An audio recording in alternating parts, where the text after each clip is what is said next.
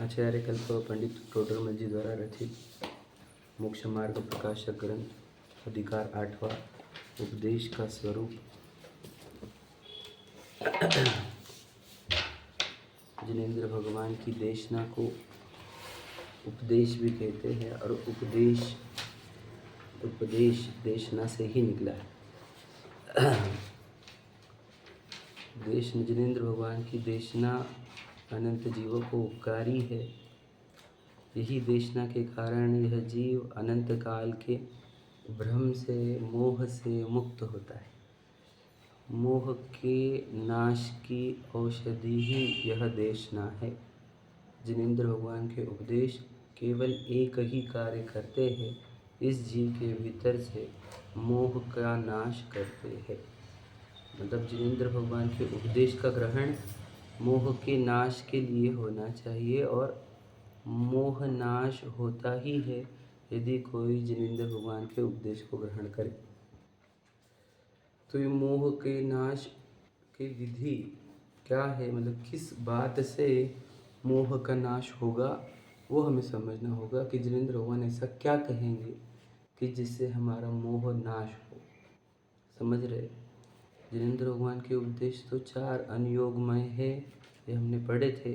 सभी जीव भिन्न भिन्न रुचि के हैं, सबके ज्ञान और राग द्वेष के अंतर है ना, कम ज़्यादा है। उसके आधार पर सबके लिए उपदेश अलग है। तुच्छ बुद्धियों के लिए, धर्म से दूर ऐसे जीवों के लिए प्रथमान योग है। जिन्हें अपने ज्ञान को उपयोग को धर्म में लगाना है उनके लिए करणान योग है।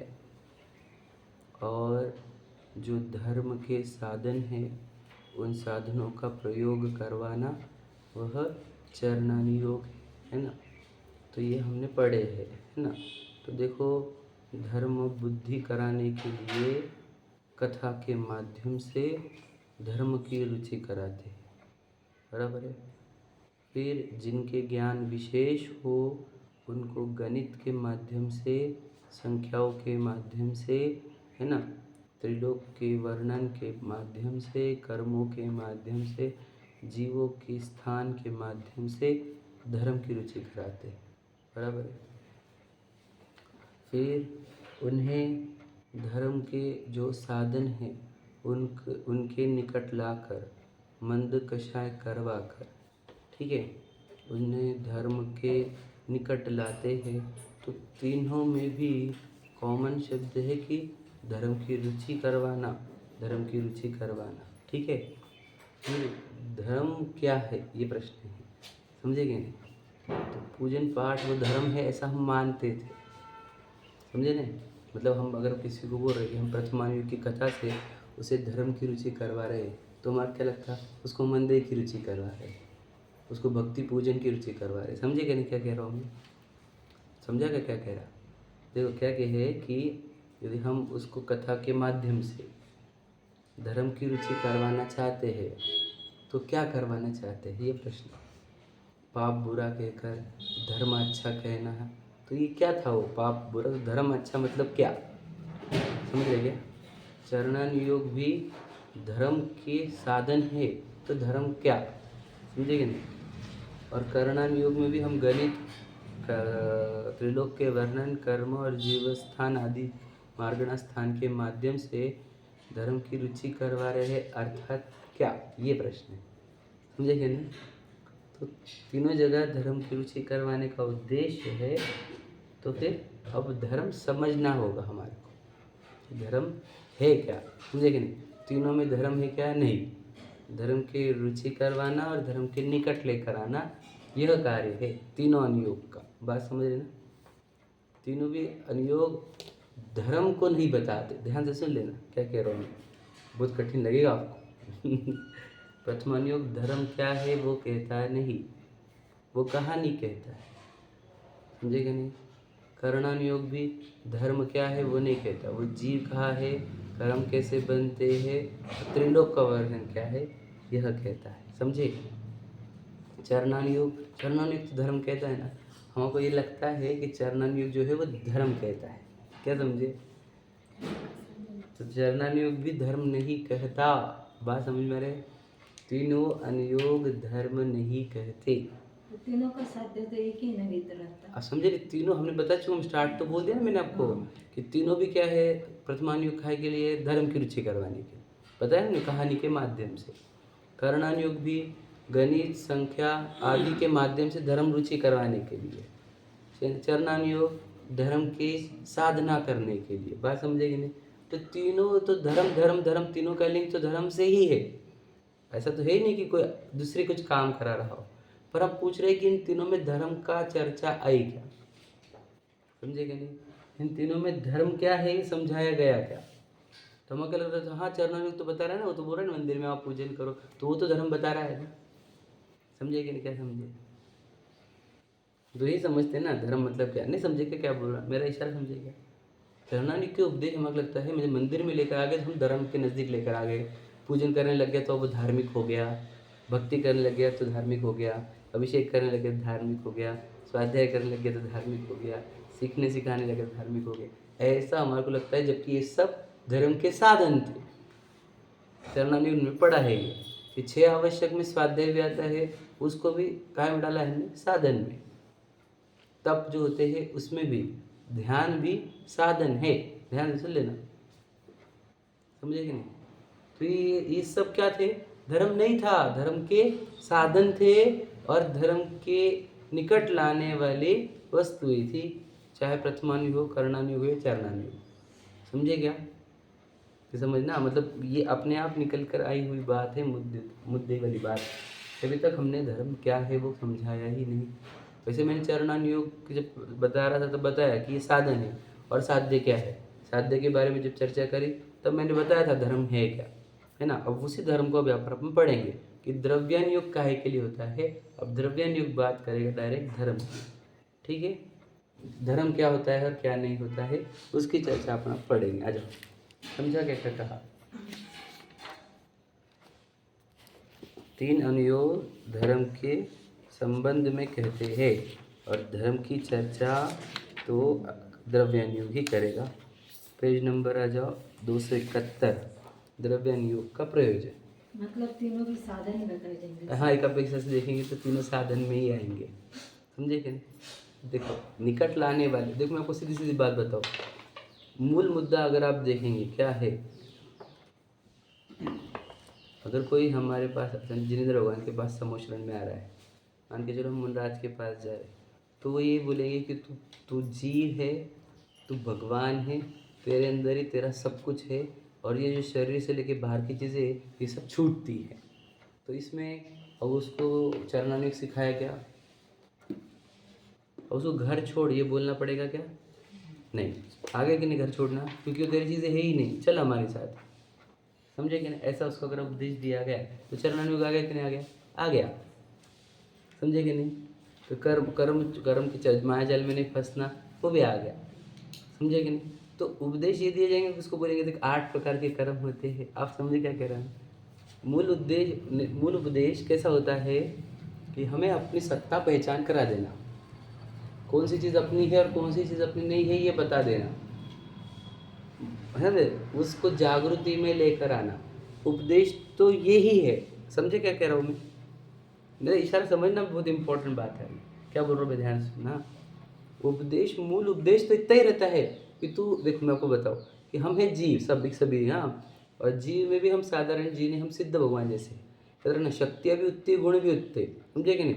और समझ ले सिद्ध भगवान बोल तो पर्याय है, हम तो उस पर्याय का जो पदार्थ है जिसमें से सिद्ध पर्याय निकलती वो, अब इतने महान पदार्थ तो हम एक्चुअल में है, हम सब यहाँ पर बैठे, सभी निगोद से लेकर सभी जीव इतने परम शक्ति के धारक है, अनंत गुणों के धारक है। अब इसको उपदेश क्या देंगे हम?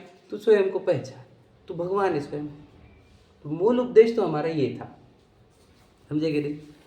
हमारे को मूल में ये बताना है कि तू परिपूर्ण है, तेरे अंदर ही अनंत शक्तियाँ है, तेरे अंदर ही अनंत सुख है, तुझे जो जो चाहिए वो सब तेरे अंदर है। एक्चुअल में इस जीव को ना कोई संयोग नहीं चाहिए, ना उसको पत्ते बचे चाहिए, इसको चाहिए थे सुख, शांति, और दोनों को शॉर्ट में बोले थे निराकुलता। समझ रहे नहीं? एक्चुअल नीड जो जीव को है वो है सुख शांति की या निराकुलता की, उसको उससे अधिक कुछ नहीं चाहिए, समझ लीजिए। तो उसको कहते हैं जो सुख चाहिए, शांति चाहिए, जो तुझे निराकुल चाहिए, वो तेरे अंदर ही है। बाहर फंसने पर तो और आकुलित होता है। तो उसको हमारे को उपदेश कितना देना है, बस इतना ही बताना है कि तू जीव है, तेरे अंदर अनंत गुण है, अनंत शक्तियाँ है, अनंत सुख शांति तेरे अंदर से ही उत्पन्न होती है, और ज्ञान भी तेरे अंदर से ही उत्पन्न होता है। तुझे और कोई भी वस्तु की ज़रूरत नहीं, तू बाहर का लक्ष्य छोड़। ये हमारा मूल उपदेश है जिनेंद्र भगवान का। ये बताने के लिए, वो ये सुने इसके लिए हमने उसको कथा के माध्यम से धर्म की रुचि कराई, ताकि वो जिनेंद्र भगवान के पास आए, जिनवानी के पास आए, मुनिराजों के पास आए। हम उसको कर्णान्यों के गणितों के माध्यम से ये सिद्ध कर दिया कि जिनेंद्र भगवान जो कहते हैं वो सत्य कहते हैं, तो वो जिनेंद्र भगवान के पास, जिनवानी के पास और गुरु के पास आएगा। हमने उसको चरणानुयोग के पालन करने को कहा, ताकि उद्देश्य गुरु के सामने ही रहे, समझे कि नहीं। और अब क्या करेंगे तीनों के माध्यम से, अब हम उसको ये बताएंगे कि तू जीव है, समझे भैया।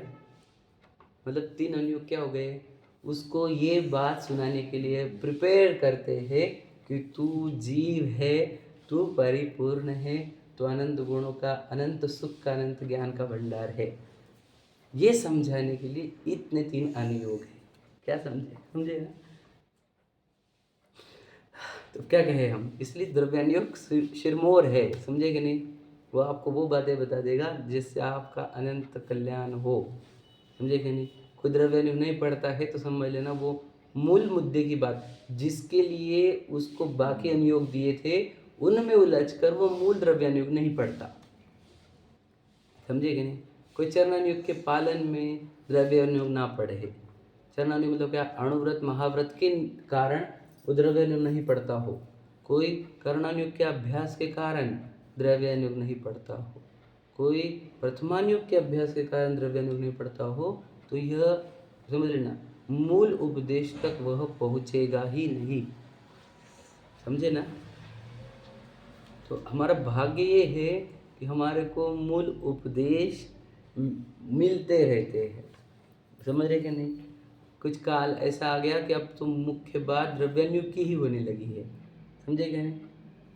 समझ लो कैसा योग है हमारा, द्रव्यानुयोग की चर्चा हमारे को सहज उपलब्ध है। पहले तो आचार्य कुंद के लिए है ना, काम भोग बंध की कथा सर्वत्र उपलब्ध है, समझ रहे। और एक आत्म तत्व की यानी पर से भिन्न एक शुद्धात्म तत्व की चर्चा अत्यंत दुर्लभ है, ऐसा था, समझे कि नहीं। कारण बताओ ना कि पहले 10 लक्षण में होते क्या थे, कहानियाँ सुनाई जाती थी, बराबर है। तत्व सूत्र के पाठ कराएंगे, समझे कि नहीं। या फिर समझ लो ये नियम वो नियम, हम ये नहीं खाएंगे वो नहीं खाएंगे, आज हमारे एकादश ना, बस ये चलता था, समझे कि नहीं। क्या चलता था, धर्म के नाम पर भी कुछ पाठ पढ़ लिए, कुछ ये कर लिया, कुछ मूल मुद्दे की बातें नहीं होती थी, क्या समझे। परंतु अब वो बातें स्पष्टतः सामने आने लगी है, जो जिनेंद्र भगवान के मूल उपदेश है। मैं आपको पूछता हूँ, समूह शरण में अगर हम गए तो हमारे को भगवान जी से उपदेश जो मिलेगा वो कौन सा मिलेगा, प्रथमानुयोग, कर्णानुयोग, चरणानुयोग, द्रव्यानुयोग। समझ लो बात का कितना सरल तो है। हम क्या कहें आपको, वो कहानी सुनाएंगे हमारे को कि कर्मों के वो डिटेल्स देंगे, कि वो हमारे को मंदिर जाने को कहेंगे, या हमारे को ये कहेंगे कि तू जी द्रव्य। समझो क्या समझे। प्रभु बोलेंगे वो 3 अनुयोग भगवान जी ने बताया क्या, बताया है वो। फिर वो नहीं बताया क्या, फिर वो नहीं बताया क्या, वो बताए है, याद रखना, समझे कि नहीं। वो भी बताए है, पर मूल उपदेश जो आएगा वो ये है। अब सोचो कहानी बताकर हम क्या करना चाहते थे, आपको एग्जैक्टली बताओ। अगर आप पढ़ो अबे प्रथमानुयोग का प्रोजेक्ट, धर्म की रुचि करवाना, तो धर्म मतलब क्या, समझ रहे क्या। अभी धर्म पे बात बताऊंगा, मैं आगे बढ़ूंगा। वैसे तो प्रभु समझना चाहते हैं कि धर्म रुचि करवाना चाहते थे, मतलब हम एग्जैक्टली क्या करना चाहते थे बताओ। आत्मा की रुचि करवाना चाहते थे उसको, क्योंकि आत्मा के स्वभाव रूप रहे, यही तो धर्म होता है कि नहीं। हम चेतन सत्ता है, हम चेतन सत्ता रूप रहे, यही तो धर्म है, और क्या है। क्या समझे बात, समझे कि नहीं समझे। तो हम धर्म की रुचि करवाएं। अब कर्णानुयोग से भी कहा कि उसको जब दिखेगा त्रिलोक के वर्णन में कि भगवान जी ने जो कहा है वो सत्य है, तो उसकी धर्म के प्रति, भगवान जी के प्रति रुचि जागृत होगी। ऐसे लिखा है, देख लेना आप पढ़ेगा। ऐसा सूक्ष्म यथार्थ कथन जिन मत में ही है, अन्यत्र नहीं। इस प्रकार महिमा जानकर जिन मत का श्रद्धा नहीं, मतलब क्या, जिनेंद्र भगवान जो कहेंगे वही सत्य है, ऐसा। तो फिर वो आएगा जिनेंद्र भगवान के पास, तो वो शंका नहीं करेंगे जब भगवान जी कहेंगे कि तू जीत रहे है। क्या समझे? तो वहाँ पर भी उद्देश्य क्या था हमारा, कि वो ये बात सुने तो इसमें शंका ना करे, क्योंकि हमने कर्णायुक्त के सिद्धांतों से उसको सिद्ध कर दिया। देख, ये सर्वज्ञ की वाणी है, और सर्वज्ञ जो दुनिया को देख रहे हैं उन्होंने तुझे देखा है कि तू जीत रहे है। उपयोग लक्षण, समझे कि नहीं? तू उपयोग लक्षण सर्वज्ञ, समझे कि नहीं? सर्वज्ञ ज्ञान विषय सदा उपयोग लक्षण जीव है। सर्वज्ञ ज्ञान विषय, सर्वज्ञ भगवान के ज्ञान के विषय से देखा जाए आपको, तो आप जीव हो उपयोग गुण वाले, समझे कि नहीं? उपयोग लक्षण वाले। पर हम स्वीकार रहे नहीं, क्यों? सर्वज्ञ भगवान की वाणी पर विश्वास नहीं हमारे को, समझे कि नहीं? सर्वज्ञ, इसलिए तो वो कर्णानुयुक्त के माध्यम से उसको सर्वज्ञ भगवान की वाणी है ये सिद्ध किया जाता है। देख, ऐसा त्रिलोक का वर्णन, ऐसे कर्मों का वर्णन, ऐसे गुणस्थान का वर्णन, अन्यत्र नहीं। इसलिए ये वाणी सर्वज्ञ की है, ये सिद्ध होता है। और सर्वज्ञ की वाणी सिद्ध होने पर अब तुझे ये जो द्रव्यानुयोग है उस पर शंका उत्पन्न नहीं होगी। समझ में आया? अब चरणानुयोग, ये तत्वज्ञानी होकर है ना, तो उसने द्रव्यानुयोग का पढ़ाई करी हुई कर्णानुयोग वाला। हर जगह नहीं, वो दो है ना, एक नहीं तत्वज्ञानी नहीं होने वाला और एक तत्वज्ञानी होने, हर जगह पे ऐसा लिखा है। तो जो तत्वज्ञानी का है वो द्रव्यानुयोग वाला है, ठीक है, पढ़ कर आया है जो द्रव्यानुयोग, वो वाला भी पढ़ता है, ये भी कहा। और जो नहीं पढ़ा है तत्वज्ञान वो भी पढ़ता है। समझ में आया? हर जगह पे दो दो चीज़ें आई है, ठीक है। अब यहाँ पे अब क्या करें, चरणानुयोग। अब चरणानुयोग क्या करता है? ये चरणानुयोग जो मंदिर में बुलाता है आपको, बुला क्या के लिए था बताओ, समझे कि? ध्यान सुन लें। अब बोलेंगे नहीं, दर्शन के लिए बुलाया था, अर्घ्य चढ़ाने के लिए बुलाया था, पूजन के लिए बुलाया था, प्रक्षाल के लिए बुलाया था, तू समझा नहीं, तो गड़बड़ कर रहा है यहाँ पर। क्या के लिए बुलाया था बताओ? मैं कौन ये समझ। हाँ, बस यही तो था, बता। भगवान जी की वो मुद्रा जो कुछ इशारा कर रही, तू उस इशारे को समझ जा, इसके लिए बुलाया था। क्या समझे? हाँ, उनके प्रक्षाल कर रहे हैं, उनके शरीर को स्पर्श कर रहे, तब भी वो अपने आत्मा में लीन है, ये तुझे समझ में आना चाहिए, इसके लिए बुलाया था। बात समझना गहराई से। हमने गुरु की उपासना करने को इसलिए कहा था क्योंकि तू उनके पैर ना दबाए, उनके आचरण जैसा आचरण करे। क्या समझे? नहीं समझे? गुरु उपासना के नाम पर हमें तो चलता है कि हम उनके पर्यावृत्ति करते हैं, उनके आहार की व्यवस्था करते हैं, है ना, आदि आदि, समझे? और ये मूल मुद्दा है कि वो जो उपदेश दे रहे हैं उससे हम अपने जीवन बदले, ये वाली बात नहीं समझते हम।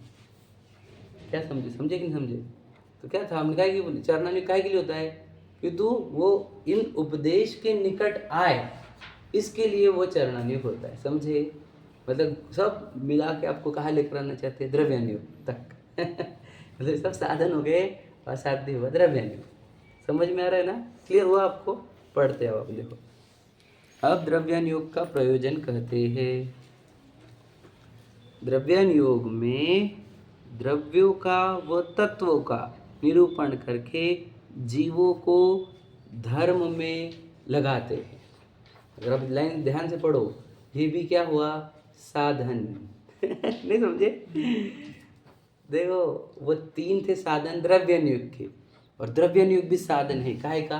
बोलो, आत्मा में लीनता का, क्योंकि आत्मा में लीनता ही धर्म है, समझे कि नहीं? चारित्र ही धर्म है, आत्मा में लीनता ही धर्म है, वितराग भाव ही धर्म है, ज्ञान दर्शन रूप चेतना रूप परिणामना वस्तु स्वभाव ही धर्म है। तो ये भी साधन है द्रव्यानुयोग। ध्यान से सुन लेना, समझे कि नहीं समझे? याद रखना। तो वो जो तीन अनुयोग है वो साधनों के साधन है, साधन का साधन, समझे कि नहीं? और बेस में, समझे कि नहीं समझे? वो तीन अनुयोग साधन किसके? द्रव्यानुयोग के। और द्रव्यानुयोग साधन किसका? आत्मा धर्म का, यानी आत्मा में लीनता का। समझ में आ रहा है? ये क्लियर समझ लेना आप। क्लियर हो रहा है ना? ये तो द्रव्यानुयोग में ही ढूंढेंगे आप आत्मा सुख, द्रव्यानुयोग में नहीं है, इधर है, इधर। समझे क्या? ये भी याद रखना, ये बता रहा है इधर, तो इसलिए इसको हमने मुख्य किया है। क्या समझे? देखो, द्रव्यानुयोग में द्रव्यों का व तत्वों का निरूपण करके दो चीजें बताएंगे, द्रव्य और तत्व। तो द्रव्य क्यों बता रहे हैं? 6 द्रव्य बताएंगे ना। विश्व किसे कहते हैं? छह द्रव्य के समूह। 6 द्रव्य के समूह को, समझे कि नहीं? द्रव्य किसे कहते हैं? गुणों के समूह, सब जानते हैं, है कि नहीं? तो उसको ये विश्व क्यों बताया जा रहा है, उसको द्रव्य क्यों बताए जा रहे हैं? कि उसको ये पता चले कि दुनिया में 6 प्रकार की सत्ताएं हैं, उसमें एक जीव नाम की सत्ता है, जीव नाम का द्रव्य है। अब उसको ये समझना है, जो वो एक्चुअल में है वो है जीव द्रव्य ही, है कि नहीं? वो गए पुद्गल धर्म आकाश काल कुछ है क्या? वो तो है नहीं। अब अपने आप को पौद्गलिक शरीर तो मान रहा है वो, तो उसको पुद्गल एक अन्य द्रव्य है और जीव अन्य द्रव्य है, ये पहचान कराने के लिए 6 द्रव्य सिखाए जाते हैं। क्या समझे? 6 द्रव्य का उद्देश्य क्या, मैं बता चुका, देखो पहले बताया था मैं 2-3-4 पेज पहले कि 6 द्रव्य में आपको सुख मिलेगा तो जीव द्रव्य में ही मिलेगा। ये जब द्रव्य का अभ्यास होता है तो आपको क्लियर हो जाता है, समझे? खोजन आदि की समझ है ना? हम यही बोलते कहाँ सुख है बताओ, तो भगवान जी तो बता ही रहे कि जीव द्रव्य में सुख है भैया, और कहीं सुख नहीं। समझे कि 6 द्रव्य बताने जा रहे, तू एक द्रव्य है और तेरे अंदर जो जीव द्रव्य है, तेरे अंदर ज्ञान और सुख नाम का गुण है, समझे कि नहीं?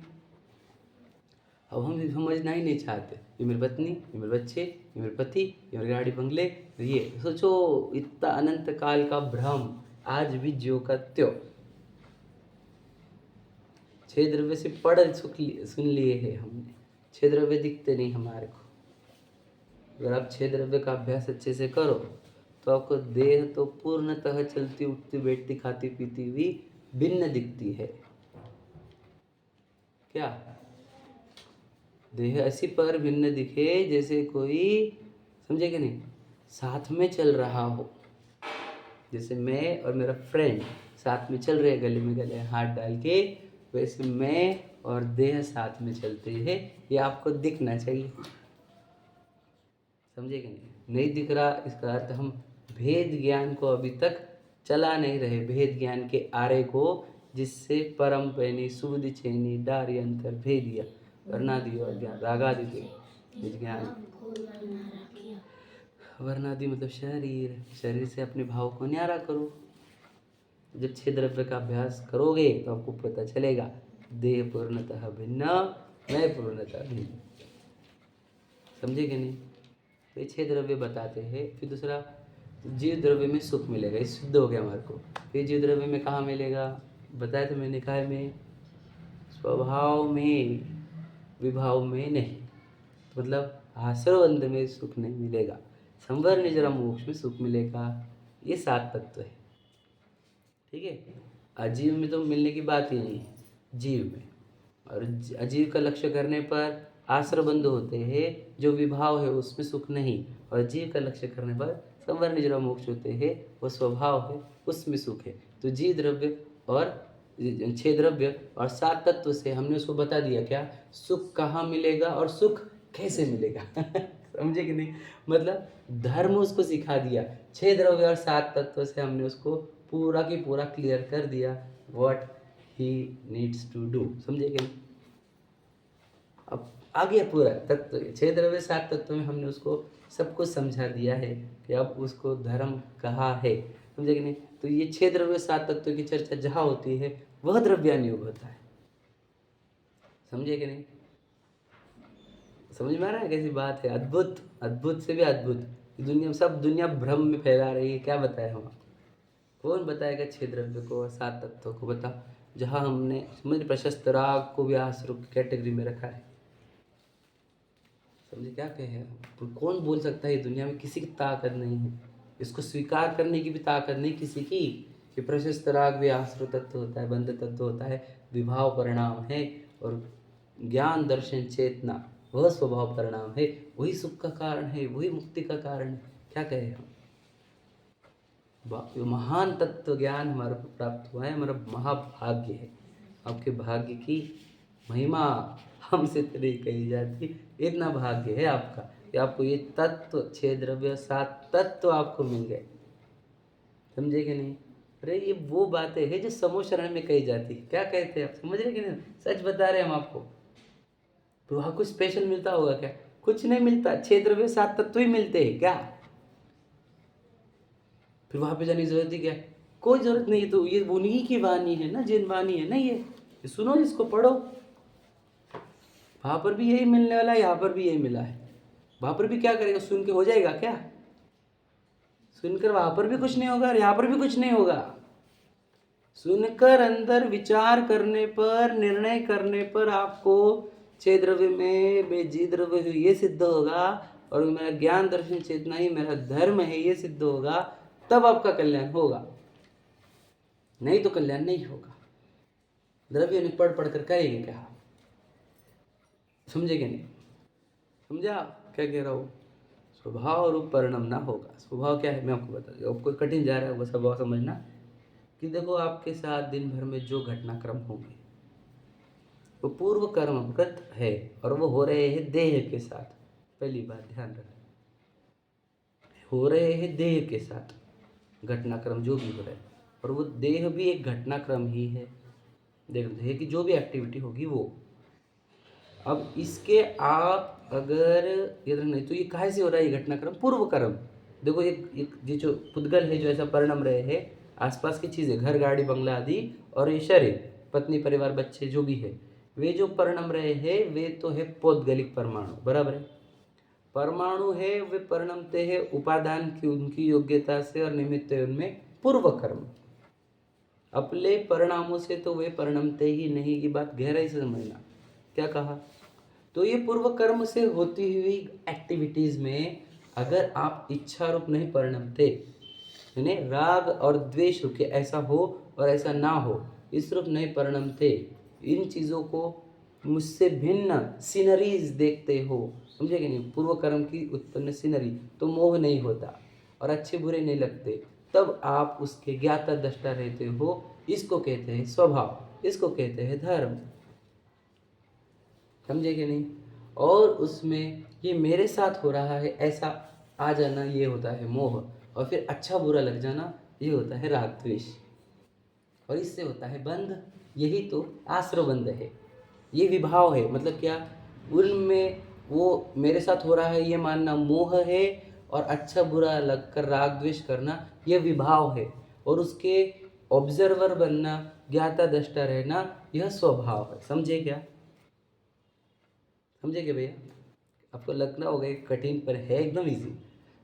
अब जितने अंदर उतरोगे गहराई से आपको क्लियर समझ में आएगा। विवाह की तरफ भी पढ़ना ज़्यादा भारी होता है। हाँ बिल्कुल सही, अनादि की प्रैक्टिस है हमारी। नहीं तो उसमें कर्म का ये है क्या? नहीं, विवाह देखो हमारी प्रैक्टिस ही हो गई है। जैसे एग्जाम्पल देता हूँ आपको, क्या हो गया कि विवाह भी अच्छे लगते हैं भाई, आदमी ज़्यादा पूछता है। हाँ एकदम सही है। देखो वो आप जितने अभ्यास करोगे ना विवाहों का, आपको पता चलेगा विवाह में बहुत तकलीफ है। मैं जब इन सिचुएशन में मैं ऐसा अनुभव करता हूँ कि ये मेरे साथ हो रहा है, तब मुझे बहुत पीड़ा होती है, कि मुझे चिंता बहुत होती है, मुझे भय बहुत लगता है, मुझे इच्छाएं बहुत होती है। मैं निरंतर कुछ न कुछ करने के उधेड़ बूंद में लगा रहता हूँ, समझे कि नहीं? तो जब आपको ये अच्छे समझ में आएगा, तो आपको ये समझ में आएगा कि भैया मुझे तो इसमें इन्वॉल्व होना नहीं है। जब आप अच्छे से देखोगे कि मुझे शांति तब मिलती है जब मैं इससे भिन्न खुद को देखता हूँ, समझे कि नहीं? मैं आपको और बता देता हूँ, गर्मी तकलीफ नहीं देती किंचित भी, देह का एकत्व तकलीफ देता है। क्या समझे? इसको समझना अच्छे से। जिस दिन आप इसको देख लोगे, उस दिन आपको गर्मी से भी ज़्यादा तकलीफ मोह में दिखेगी। देह को मैं मानना, सिचुएशन में इन्वॉल्व होना, वो मोह होता है। देह को मैं लग गई, देह आपको मैं लग गई, वह तकलीफ देता है, समझे कि नहीं? गर्मी किंचित भी तकलीफ देती नहीं। क्या समझे? याद रखना, आप उसको देह को भिन्न देखो तो देह को पसीना आते रहेगा, उसको गर्मी उतरेंगी और आपको आनंद आते रहेगा। क्या समझे? ये प्रैक्टिस से होता है भैया, इट इज़ आर्ट, समझे कि नहीं? इसको भेद ज्ञान की कला कहते हैं, समझे? तो आपको शक्ति लगानी होगी। मैं क्या बोला आपको, भगवान से भावना भी भानी, कुछ आपको मांगना भी कुछ है, तो यार हे भगवान मैं कभी देह को मैं ना मान लूं, समझे कि नहीं? मुझसे इतना बड़ा अपराध ना हो जाए। एक ही भावना है, देह में ना लगे। हम बोलते हैं कि परिणाम मेरे हाथ में नहीं, तो आप यहाँ पे संभाल के परिणाम को वैसा कर्म के अनुसार नहीं करना है, जानन देखन रूप रहना है। हाँ सजग रहना है, तो हमको जागो बस।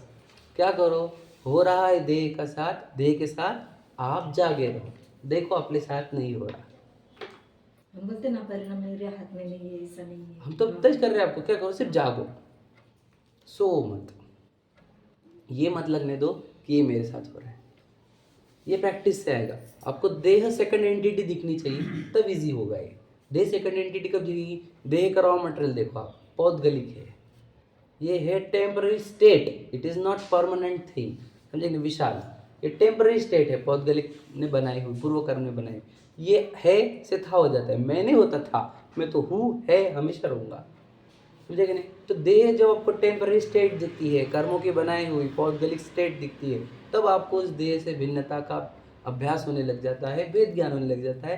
तब देह के साथ होते हुए सभी घटनाएं, दुर्घटनाएं आदि, वैसे तो दुनिया में कोई दुर्घटना नहीं होती, जो होती है वो घटना ही होती है। घटना मतलब यही घटना था, दुर्घटना तो अज्ञानियों के शब्द है, समझे कि नहीं? तो वो देह के साथ जो होगा उसका सबका स्वीकार होगा। पूजन की एक लाइन बताऊंगा आपको, है ना, बाबूजी युगल जी की, कि बस ज्ञाता दृष्टा रह जाओ, मद मत्सर मोह विनश जाए, समझे कि नहीं? ज्ञाता दृष्टा रह जाओ। मद मतलब क्या? अच्छा लगकर ये मेरा है, ये मद होता है। मत्सर ये बुरा लगकर ये दूर हो जाए। मोह ये मैं लगना समझे कि नहीं? मद मत्सर मोह विनश, क्या रह जाओ? रह जाओ, रह जाओ का मतलब क्या? बैलेंसिंग। मोह राग द्वेष को हटा तो बचेगा क्या? ज्ञाता दृष्टा रह जाओ, रह जाओ, समझ रहे क्या बोले? अब मोह राग द्वेष को हटा तो बचेगा क्या? समझेगा नहीं? माइनस करो, बचेगा ज्ञाता दृष्टा रह जाओ, रह जाओ मतलब क्या? अब मोह राग द्वेष को हटा, ज्ञाता दृष्टा तो आप हो ही, इसको बोलते हैं स्वभाव। तो इसमें सुख है, देखो क्या, जब ज्ञाता दृष्टा, इसमें सुख है कि नहीं? क्योंकि आपको कोई चिंता ही नहीं क्या हो रहा, ना आपको बदलने का है, ना आपको अच्छा लग रहा, ना बुरा लग रहा, समझे कि नहीं? तो कितना आनंदित आनंदित फीलिंग है, इसको कहते हैं स्वभाव। यही संवरण जरा मोक्ष है, क्या समझे? नहीं समझे?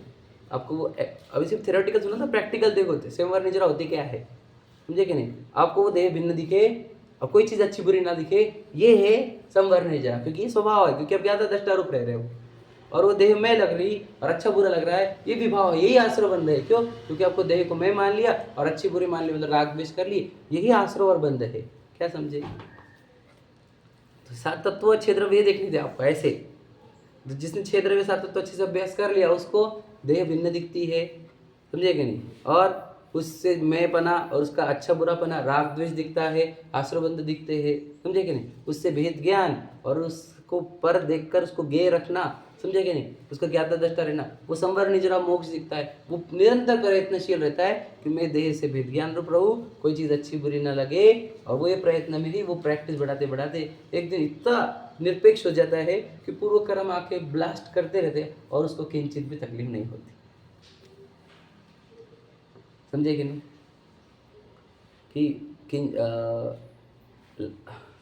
लाइन सुनाता हूँ आपको समाधि पाठ की, क्या कि लौकिक कष्टों में भी हो पर अपने अंतर में वो आनंद में है, आनंद में है, समाधि भावना है ना, उसमें लिखा है कि वह जीव लौकिक कष्टों में भी हो, दुनिया को दिखेंगे कष्ट में, और उसके अंदर देखो तुम तो आनंद में।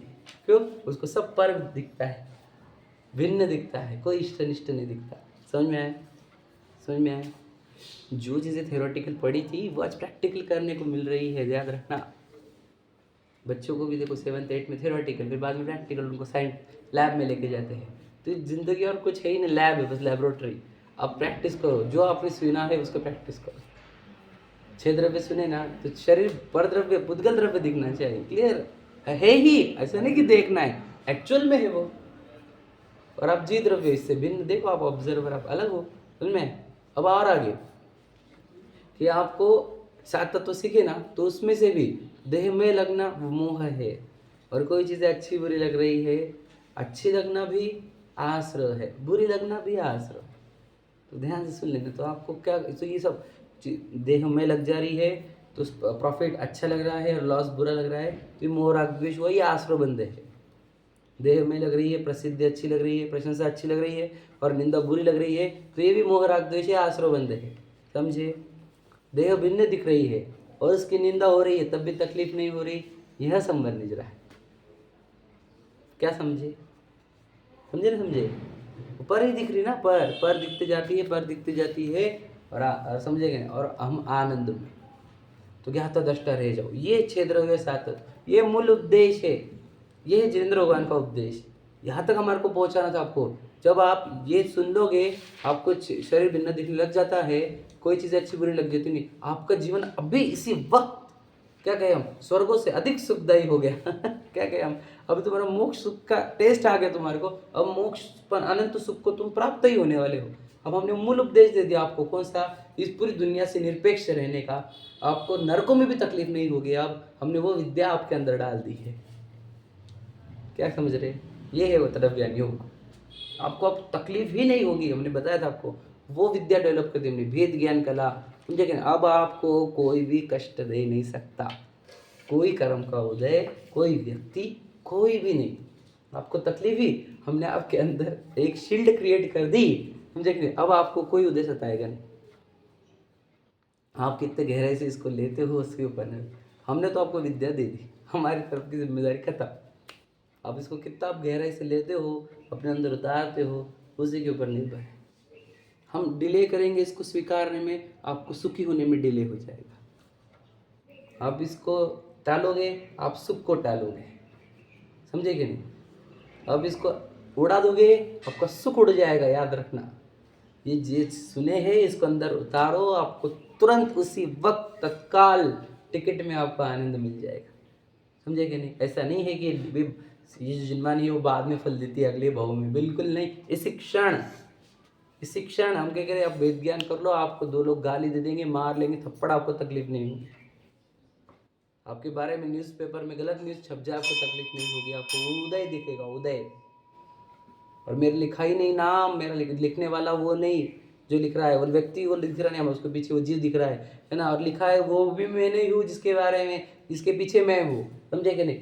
तो लड़ाई में भी वो सामने वाला वो दिखता नहीं, हमें पता है जो लड़ रहा है वो व्यक्ति नहीं, और जिससे लड़ाया जा रहा है वो भी मैं नहीं हूँ। तो ये तो बिल्कुल भिन्न दिखने लग गया, तो कोई तकलीफ ही नहीं बची, कोई पीड़ा नहीं बची, चिंता ही नहीं बची, समझे कि नहीं।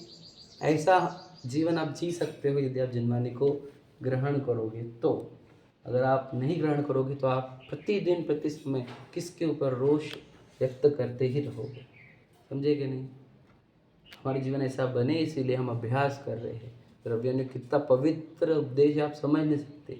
ये मूल उपदेश जो समूह शरण में भगवान जी के माध्यम से वो वितरागी सर्वज्ञ जिनको जगत के भला हो ऐसी भावना उत्पन्न हुई थी, उनके उपदेश से ही निकली हुई बातें हैं। आप ग्रहण करो, आपका अविनाशी कल्याण होगा। चलो सोना बनाने के लिए सहजानंद